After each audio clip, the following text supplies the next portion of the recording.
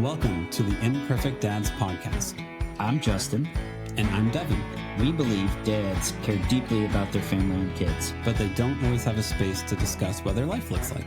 Our podcast is a space for dads to discuss the ups and downs of fatherhood. And how they feel like they're holding it all together. Or how they're not. Thank you for joining us for this episode.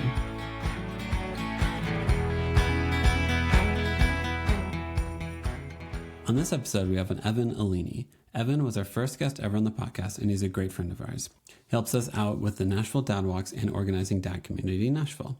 We talk about him having a second kid with IVF, his experience with the IVF, being an older dad in movement, and all he does with the Nashville Dad Walks. And also just like one more thing. Dad, just start the episode. Oh, my bad. Evan, since you were the first guest on our podcast ever, thank you once again. You had a second kid. I'm assuming that kid was through IVF also, right? Yes, it was. Yeah. Right. How old is your daughter now? So she's going to be 2 next month, believe it or not. Hey, that's awesome. Yeah, That's so cool. I cannot believe it's gone by so fast. No, I know. And it's so funny, the personality differences between her and George. I mean, obviously boy and girl, but still, George is the analytical. He's a lot like me, like the data geek. You know, I work in data, and he loves numbers. He loves letters. He'll read the license plates off of cars, you know, all over the place. And then Grace, she's not as studious, but she's like very sassy and gotta have it my way. It's like, hey, no, she'll put her hand down, like, sit right here, Daddy. You know, she's like telling me where to sit and where to go and all the things to do. So she doesn't. And being a younger sibling, I guess I'm realizing too, they become the better athlete because I'm sure you have a different dynamic, Devin, because you got the boy younger and the girl's older. Yeah. But with the boy older, and Justin, you'll get the opposite, but he's destructive. He's reckless. I mean, I'm sure you get that with yours. Grace, like whenever they go running down the hallway together, Grace gets into like duck mode, and like she knows how to protect herself from about to get pummeled or whatever. So it's pretty funny. So she's a tough cookie. Hey, she's gonna be all right. She'll have Big Brother to help her out though too as well. She can't handle it herself. I do think definitely our second child needs to run. Like our first child is very cerebral, will like read books all day if she possibly can. And then our second child is very much like just needs to run. Like she just started soccer. She has friends playing soccer. She wanted to do it. She did gymnastics before. And Holly, our oldest, is just like, how do I read a book? And I'm like, well, we want you to like move your body. We live in Colorado. It's like gorgeous. Like there are like playgrounds like everywhere. Like we got to go to a playground. She like kind of likes riding her bike. And we're like, all right, how do we get you to move more? But yeah, middle child or second child is very much just like, if she's bouncing off walls, I'm like, go to the trampoline, get out of here. She makes up games. Is like very physical, very active. But like oldest child, we have to be like, hey, how do we get you to like move at all? Is that cool? Yeah. Yeah, I feel like Ada is probably similar to Holly, where she would prefer, and it's not reading books. So I mean, she's not old enough really to do that. But her main thing is freaking the TV, man. The TV. Screens. Yeah, man. Yeah. And it's gotten worse. I love her daycare, but their daycare, they put on a TV. So then she's like, as soon as she comes home, she's like, I want to watch TV.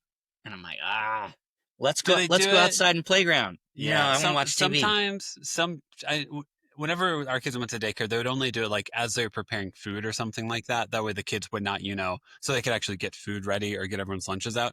Or if it was like you were picking your kid up at 5:30 and it was like 5 p.m. and they're like, you know what? We're going to put on a movie until the last parent shows up. And I'm like, for those instances, I get it. If it's just like, hey, it's PJ movie day. Yesterday was PJ movie day. Tomorrow's PJ movie day. It's that every day. Wait a second. Yeah, that's actually one of Grace's tactics to not go to sleep is when I'm holding her about to put her into bed, she goes, movie. Like she can say anything that's on the TV in the other room is a movie. So like, movie. It's like, no, Grace, a movie. Now the movie went to sleep and now you're going. Movie went to sleep. Yep. I wonder, because I mean, like, we've got portable screens with us at all times. Whenever we were growing up, like, you had to have the outlet, the TV, it was a whole setup and stuff. Yeah. I wonder I know I was raised on TV, but I would love to know if I was as like addicted to it or as much like tantrums if I don't have it as our kids can be as well. Yeah. I mean, back then the TV was a piece of furniture too. It was. Yes. Yep. And beautiful wooden frames that weighed more than you. Yeah. Yeah. God, why in the world did we do that? Who knows?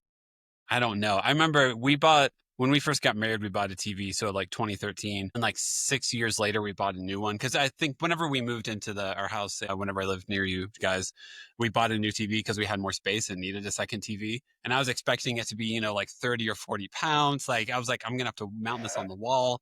I don't know how this is going to work. And then I went and got it and, it's like 6 pounds. It's Yeah. like nothing. It's like the thin screen TVs. And I'm like, this is also cheaper than the last TV. Okay, this is what happens when you don't buy technology for like 5 years. It advances. Good to It know. advances Yeah, so like fast. everything is internet enabled now, I guess. Right? Yep. Yeah.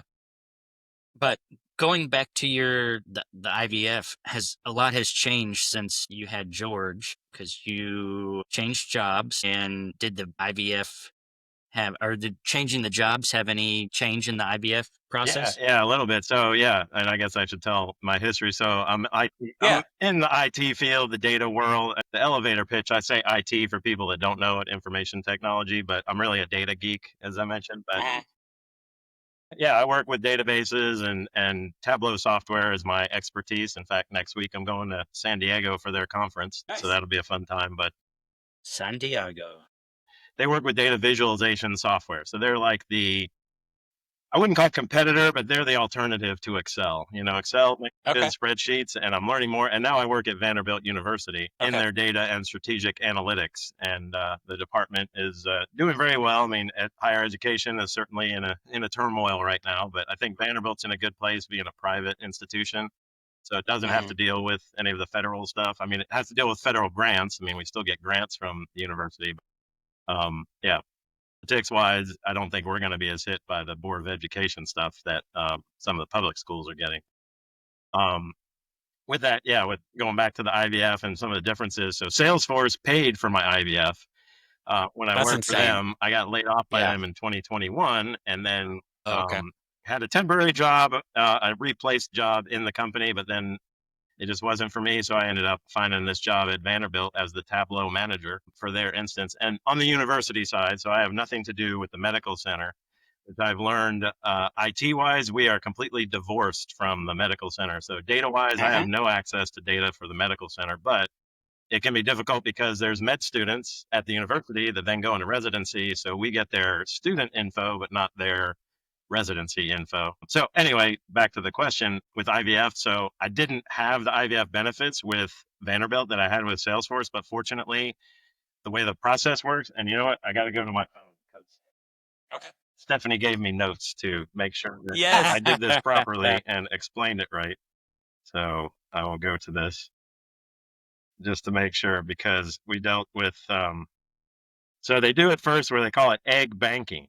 So, we do the tests. I guess I can go into the whole process, but obviously we all know that a sperm needs to fertilize an egg to make it work. And the egg comes from the woman and the sperm comes from the guy. There's your birds and bees. And for all the kiddos Thank you. listening to the podcast. Appreciate that, Evan. And then we had to figure out first, is it my sperm or is it her eggs that are bad? And they do tests on both of us. My motility and volume was great. I had all the numbers for a data guy. It was great. I mean, I think they're like in the millions. They tell you like how many living organisms there are and all that. So it was in the millions, whatever it was. So that was good on my part. She had a low egg reserve. So if I get it.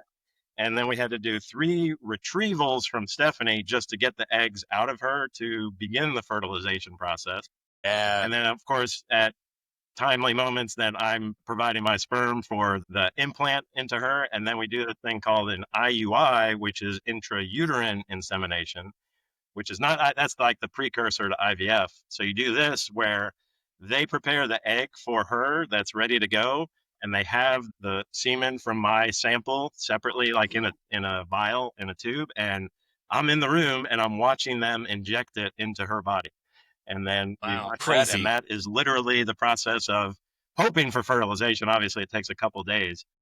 That failed 6 times, so we didn't have any luck with that. It's just, so what they find with that is that, and I'll read it properly there, but that the eggs, you bank the eggs first, and then we had 3 retrievals and fertilized 12 embryos.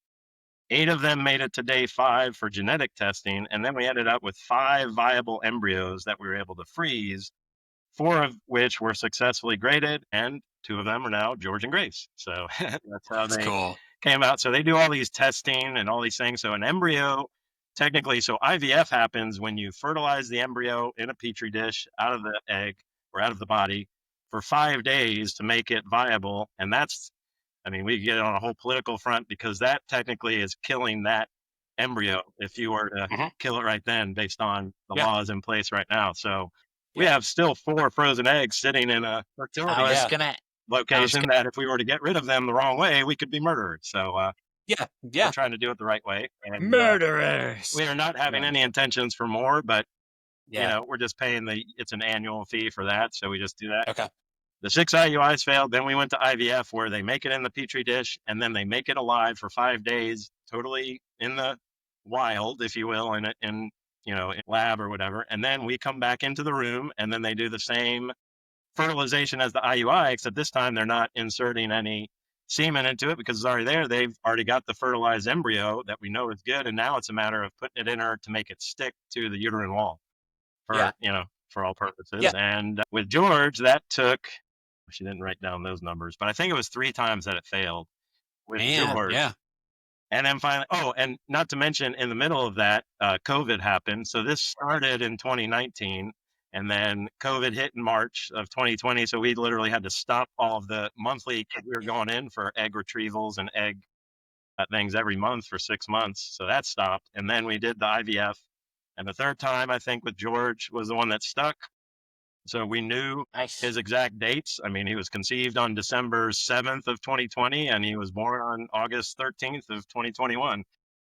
Nice. Yeah, it's kind of cool how, and then my birthday is December 5th and Stephanie's birthday is August 26th. So his pregnancy was the duration of our births, you know, coming at either ends of the birthdays there. So Did Stephanie have to do hormone therapy as well or do like shots and stuff so her body would also be ready for it? Yep.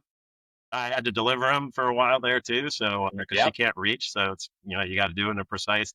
It was so funny because she would literally with a marker circle just on the side, like the location, because you can't do it in the same place, you know, multiple times. You've got to kind of Seriously rotate it around. Okay. I could be speaking wrong with that, but well, yeah. You me on all these you're things. not a I gotta cover professional, myself. Evan. It's okay. a little bit, yeah.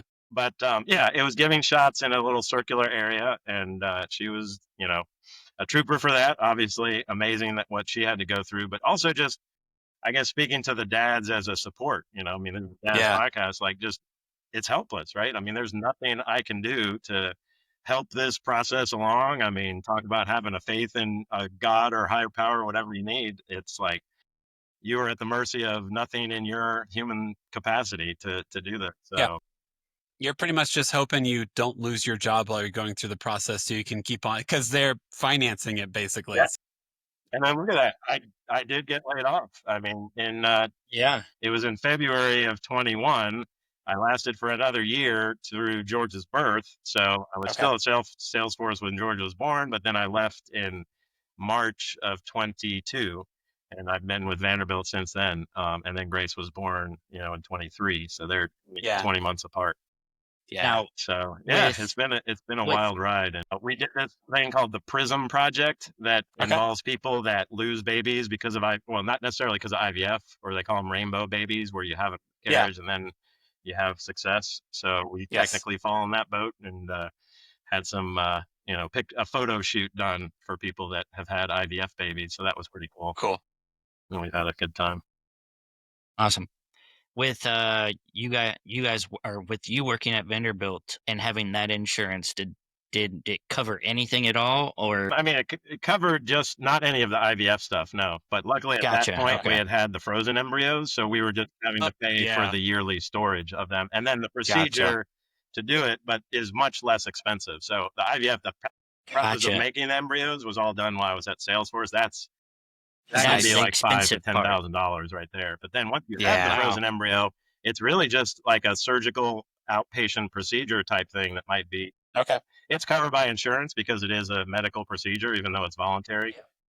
But it's just whatever your co-insurance and your deductible and all that kind of stuff is. So it might have been a couple $100 or something for the actual process. But thankfully, the hard part of making the embryos was done when it was funded by my former company. Yeah. No, I know people have done like they'll do fundraisers and stuff for their IVF stuff because it is it's either a down payment on a house or the cost of a car Tens is of what it thousands usually, of dollars for sure. and it's all for something where like I just want to have a family. So like it's all beautiful. But yeah. Yeah. So, and for Stephanie to do that, weeks before her 40th birthday was Mhm. a miracle in and of itself. So we were certainly above the clouds for having George. Yes. And then, and then to tell the story of Grace. So we knew we wanted two, and we were going to have the family because both of us have siblings, and we're both the older sibling of others. So I'm the older brother of a sister, and Stephanie's got a younger sister, both close too. Like we're each 16 and 17 months apart with Dang. our Wow. siblings. So we know the closeness in age and the partnership and the terror that can be done with Yes. siblings like that. And so when we were thinking about that, we knew we were going to have a second. So we had the frozen embryo. So we knew we planned for the long hauls. Like, all right, let's get started again. So we did it like, I want to say it was in September it was September of 22 because it was our first try and it was a success. We Oh, were that's great. expecting a long haul like George, 6 or 7 failures or whatever. And Grace, first try, first time was a charm. And yeah, that was September of 22 that we did that. What do they call it? The egg transfer or the Yeah. embryo transfer into Stephanie. And yeah, she was born in May. So yeah, Yeah. hit the first try. I've heard some people say, or I'm also not an expert on this, but I've heard some people say that if you do get pregnant from IVF, like it's almost like the woman's body is a lot more fertile, as if it's like, oh, I know how to do this. So like I've heard of that before. First time, oh my gosh, this was a lot. Second time, it's like, oh, I'm fine. I know what I'm doing. And you're like, I wish I would have known that Yeah. before doing this. That'd be great. Yeah. And thankfully, she's had smooth pregnancies. She had a little difficulty with the epidural the first time around and had some bad headaches that I guess are known symptoms from that. But Okay. otherwise, the pregnancies, was like 2 pushes and kids were That's up. awesome. So it Nice. was pretty miraculous there. Yeah. Definitely recommend help from the doula. Yes, very much so. That was a Yes. great help for me to have Yes. that kind of moral support, if nothing else, and then just knowing the logistics of stuff. Did you guys use? Yes. Did you? So I both did. I did. both Yeah. both of your kids, Evan, were vaginal Yes. Yeah. Yeah. No births, and C-sections. Devin, Yeah. all three of Yep. yours. All right. Mhm. Yeah.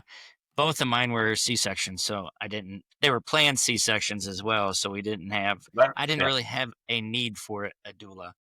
Think a doula can still help. It's just different. Whenever it's Yeah. because like I think a doula is most helpful whenever your wife is in labor and like you're trying to Mhm. remember all the comfort techniques, how to make it a better situation. Yeah. And from what I've known from people who have the planned C sections, it's like you might not even be in labor yet. You just go to the doctor to do the procedure. Yeah. So like all the moments in which I would be, hey doula, what do I do here? It's harder for you to find where you would need that with a Yeah. planned C section. I think. Yeah. For the planned C-section, the doctors basically just told me everything that I needed to do. Mhm.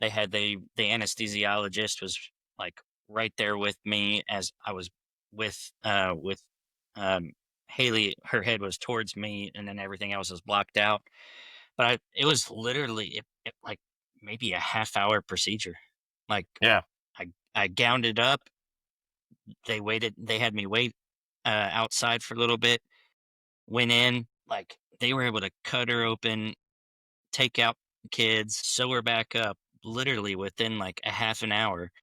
I'm holding the baby for a little bit, then they're cleaning them up or cleaning her up, and then like it's back to Room. the room. And Yeah. that was basically it.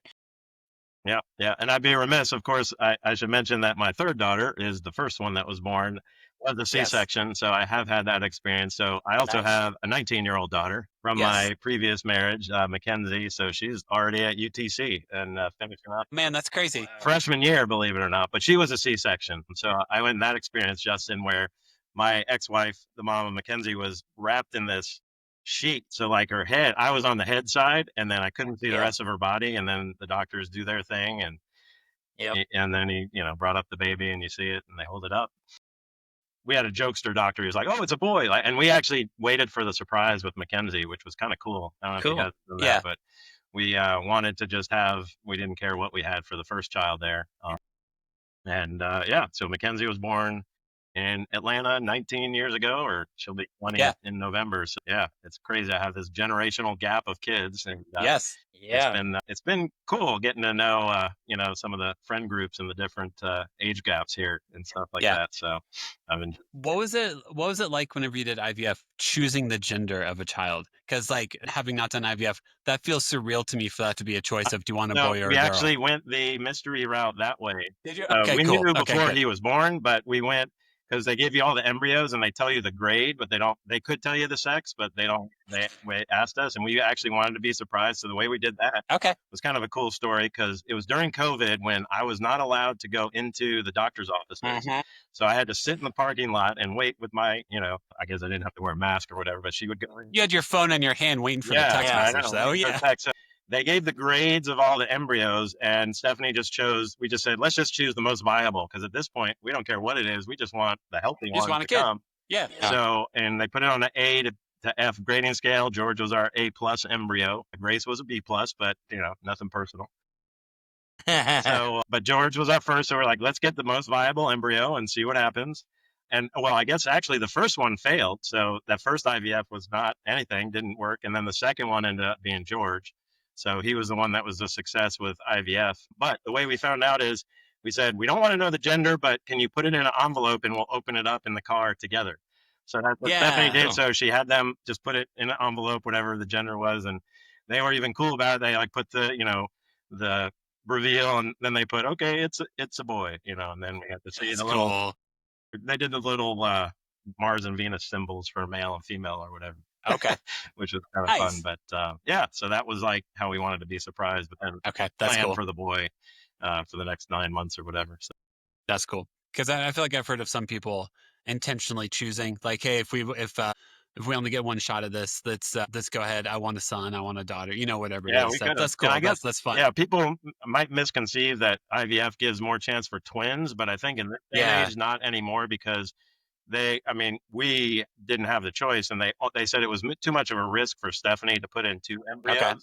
Maybe Yeah. for younger parents, they might do that, but since she was coming up on 40, she was a high risk already. So Yeah. there might be that possibility. But for our experience, we were only given 1 embryo, and it was, make it or lose it. So, like I said, we failed the first time, but then the next 2 were successes and ended up being Yeah. George and Grace. So That's That's awesome. yeah, awesome. yeah. And how old was Stephanie when she had Grace? So right before, Grace, so 40, I guess, right? So, 42. yeah, she would have been turning That's 42. So That's around awesome. May That's of great that 23, and then good old me, just hit my 50th birthday last year. Yeah. So yeah, getting up there, but it's keeping me spry for sure. I'm ready to get George out either on the soccer field or the baseball field, starting to practice his throwing motion with tennis balls and stuff. So That's cool. yeah, How are your knees getting up and down off the ground knees to like are pick up good. The kids? hips are not so good, actually. Hips. That's where it is. Okay, got it. Actually, the doctor told me I had arthritis, the onset of arthritis in my hips, but the physical Yeah. therapy has been doing good. And if nothing else, I That's tell good. people arthritis is a good reminder of me to keep working out regularly. Cool. Because they Nice. say there's nothing to cure it, but as long as your body is in motion and the lubrication and all the joints are Sure. moving, then it should be good. If it's Makes not a bone difference, yeah. damage, the X-rays were fine. It's just the cartilage is Yeah. decreasing in that area. So, fortunately, my knees have always been good, so I'm That's thankful good. for that. And ankles Yeah. not so good. So ankles and hips are the old parts in my body. Well, just make sure your insurance covers cartilage shots. So in a couple of years from There now, you go. you can start getting those. Yep, for sure. Listen, how about you, man? You're 40. How are your knees with getting up and down with kids? They're fine. It's My your knees back, are. right? It's It's your my lower back. right? Yeah. That's it. Okay. Yeah. Yeah. I'll give you advice, Justin. It's amazing to realize how much your hips are connected to your back. I mean, they have these. I've learned about the psoas muscle that wraps around Yeah. from your glutes to your front of your hips and stuff. So if those things are tight, that'll impact the back too. But yeah, just the motion of putting kids down in cribs and stuff. Yeah. Or just holding them. Yeah, That's the and holding them. big thing for Briar right now. He's like a Velcro baby. He likes to be held. And even when we're trying to get him down for a nap or get him down for the night, if I sit down, he immediately starts like doing Yeah. this and then starts crying. As soon as I get up, nothing. So like I have to just walk around the house holding him and my back is killing him. I'm like, please just let me Just sit. let me set you down. Yeah. or just let me sit in a chair. Yeah, for a little and, bit. and I will be fine. I will hold you all night long as I can sit in a chair. Yeah, we have the But recliner. yeah, We got the electric recliner in the bedroom. That's Oh, come in handy. okay. Nice. Mr. Fancy Pants. Got it at a garage sale, but it was good. Nice. For me, it's always my left shoulder because I think I usually hold with my right arm and then overextend with my left arm to like grab stuff or something like that. Or like I've got like all this weird body weight on the right side of myself and then I'm doing stuff with my left hand. And I feel like it's always just, then like at the end of the day, I'm like, oh, I need to like lay on a softball or something like that just to Yeah. get like whatever like muscles like in that shoulder blade. So find a good chiropractor. That's really what else we're trying to say here. Dude, whatever I did last night, my shoulder right here is just killing me. Just And fire. I've noticed since turning 40, it feels like more ailments than anything else. Yep. But so, Devin, you're probably gonna get it sooner or later if you Yeah, haven't no, I already. know it's coming. I mean, I try to do yoga and stuff like that and go on walks daily just so it like isn't so I can at least tell myself I'm trying. I'm still it's funny to get at the age where like I know I should start strength training. Like, cuz like I'm not I don't think anyone on this call is a very like overly like I'm going to go to the gym and lift weights. But like if I'm like if that means that my arm doesn't suddenly break one day, maybe I should maybe I should Yeah. look into that. Yeah, or even falls for old people, I think, is the number one Yeah. cause of injuries for people. And actually, little tidbit, again, don't quote me on it, but I remember I've seen a video of something that said if you do every 45 minutes during your workday, if you do 10 seated squats, just body weight squats, Yeah. that's like better than going for a 1 hour walk. Yeah, yeah. Really? To do 45-minute intervals of squats all throughout the day for 8 hours a day. I remember there was like a mom influencer once who her squat routine was every time a kid said mom, she would do a squat. So it was just her throughout the day, just doing squats the entire time. Quads are huge. Yeah, just like massive. Yes. No, we had a while ago, we had on Adam Musakian, who was a physical therapist who specifically taught elderly people, if you fall on the ground, here's what muscles you engage in. Like, here's how, like, if you fall, you got to still be able to get up and get help. So how do I train you in a way in which you know how to do that? And it's just as my parents get older now, I'm like, oh yeah, if my parents fell down, would they be able to pick themselves back up? At some point in time, that's an actual legitimate worry Yep. of life. Yeah. Evan, do you have both parents still living? Yeah, I do. And I feel like I'm a member of the sandwich generation, starting to have to take care of my elder parents and taking care of the kids at the same time. Yeah. Because my mom lives in Atlanta by herself, and she's divorced from my dad, and he lives down in Florida. And neither of them travel very much at all anymore. So we usually go down to Florida once a year, Okay. and then I try to drive to Atlanta. In fact, I just drove a couple weeks ago to go down there. Yeah, they don't come up here as often, so that's always difficult. They just don't like to get in planes and stuff like that. So Yeah. just kind of the nature of getting older. Yeah. Just happens. Are they in their 80s? Not yet. No, my mom is Okay. 78, and my dad will be Okay. 80 this year. Actually. Okay. Cool. Yeah. Dude, that's basically my parents. My dad will be 79 this year. Really? Yeah.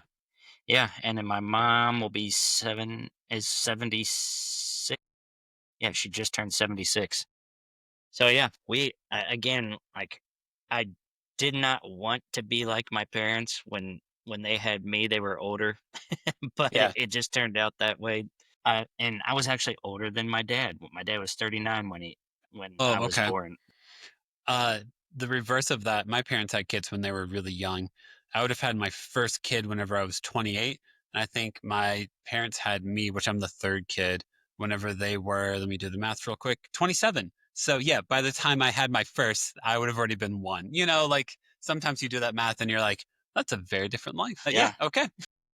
Yeah, some of my parents' friends have kids that could be my parents if they wanted to be. They're Yeah, like in yeah. their 60s. I mean, they'd be very young parents, but yeah, it's really insane to think that. I think my parents turned 65 and 64 this year. But also, once again, by 27, they already had 3 kids. Just younger parents, Yeah. My parents were the younger parents too. Yeah, it seems like it. Awesome. Tell us a little bit about, so you're helping us out with Dad Walks. I am, So yeah. other Devin was helping us out. He had a third kid, and rightfully so, was like, I don't have the energy to do this at all. Tell us a little about like what you want to do with Dad Walks, Dad Community Nashville. Yeah. just to say out loud, like you have been so helpful and so like, how do I help out with this area Yeah. since we started doing them? Even whenever we did them in Justin and I's old neighborhood, you would come and just walk with just me around. So like, I know you believe in dad community and you're like, how do I help this out? Yeah. So talk to us a little bit Yeah, about it. I mean, definitely. I feel like I wanted to keep it going. I appreciated when Devin Kropman took on the Dad Walks, so I definitely didn't want it to die. And knowing you guys and Justin from prior church that we had met originally and getting the Dad Walk going, I certainly believed in. And having younger kids and being an older dad, just trying to find that community with the other dads that are somewhat 10 years removed from my age gap or whatever, but just trying to find that sense of community away. And so I'm taking over that Nash Dad. I forget the exact tagline. The Nashville The Dad Nashville Dad Walks or Walks. something like that. Yeah, yeah. Yeah. So it's Instagram account. Yeah. So I'm owning that and trying to get some posts on there and trying to keep the Saturday Dad Walks going. And I know there's other activities that can get dads connected, but I think that's important because there's a lot of people out there that you're new to the area, you just wanted to get to know other people in the same demographic. It's a perfect outlet. And I found I work better, I'm not a planner, but if somebody else makes the plans for me, hey, I got Saturdays locked in at 9:30 or 9 o'clock or 9:30, whatever time we'll do, then I don't have to think about it. Then I'll show up for it. Yeah, let me do it. But yeah, if I have to be the initiator of it, I'm not so good at that. So, I'm trying to start this dad night out. Jordan Tepper has been a great, stronghold in the Dad Walks. He shows up a lot and was willing. I mean, he said he'd be willing to help out maybe with some invites or just other options for gathering activities and stuff, maybe getting a dad's night out kind of thing. I know, Justin, you're still in Murfreesboro, so you're not that far removed. So if we can get some kind of hangouts going, I definitely want to do that. But, we've had a few with bowling and dancing with kids and beer gardens and going to just drink nights and going to Putt Shack. So we've had a lot of Putt fun Shack. events. So just trying, and also just getting to know Nashville too. I mean, I know you guys are the imperfect dads, but I'm still a Nashville dad, and That's right. You keep that torch going, Evan. I want to keep that community going, and any way I can. And I'm connected into the Vanderbilt community, so I obviously have access to a lot of students and stuff like that too. But anything I can do to promote the word and get dads out, I'm happy to do. No, I mean, I think you just summed it up perfectly of like, I think almost every dad, if they knew there was an event happening which dads were there and all those dads wanted to hang out and talk about being a father, I think most dads are like, oh, how do I like, I don't know how many messages we've gotten of like, I've been wanting to come to one. Like once someone sees it, they're like, I need to show up to this. Life is what life is. But like, yeah, if you have a set date of like, hey, every Saturday, here's what we're going to try to do at this time, show up if you can. I think most dads see that and be like, oh, I need to go to that, is what I feel like the consensus normally is. Yeah, yeah. And I mean, my kids are still kind of young for the sports events and stuff, so I don't have like busy calendar schedules yet. I got a 3-year-old and a 1-year-old, so I'm willing to get out. In fact, perfect example is the one that I did 2 weeks ago. So that was my first official post as the Nashville Dad Walker. I'm taking over for Devin. So we got somebody that only found out about it from the Instagram post. Showed up. He was a new dad. And he's like, man, I'm so glad you guys did this. He's like, my wife's been getting at me for getting out of the house early. So I'm glad that this is giving me an excuse so I can get out of the house and give her some free time. So, that's awesome. Success right there. I mean, that's the whole goal is getting dads to just meet with other dads and, sometimes give their wives a break and, they got a hard job. So let's get Help the community and gather with what we can do best and even meet our challenge areas and be better dads at everything we do. Yeah, absolutely. Yep. And I think we need to get you involved or in touch with Grant? Grant, Friends of Shelley Park. He could be a good advocate for getting the word out through his Instagram and his contacts that he has. I need to figure out something for Murfreesboro. Yeah. Yes. It's a definite thing where once people know that it exists, they're like, something like, I feel like that was the hugest highlight of whenever we went on channel 2. They were almost like, yeah, so tell us about dad walks. Cause like our dads actually want to meet up and go on walks. Like, is this what's happening? And it was like, yeah, they do. Awesome. Yeah. Yeah. I mean, that's just what I'm hoping to get out of it. So I appreciate what you guys have done and keeping the podcast going. And, like I said, I'll figure out how to be an Instagram influencer one of these days. Us too. We'll figure it out. Yeah, yeah.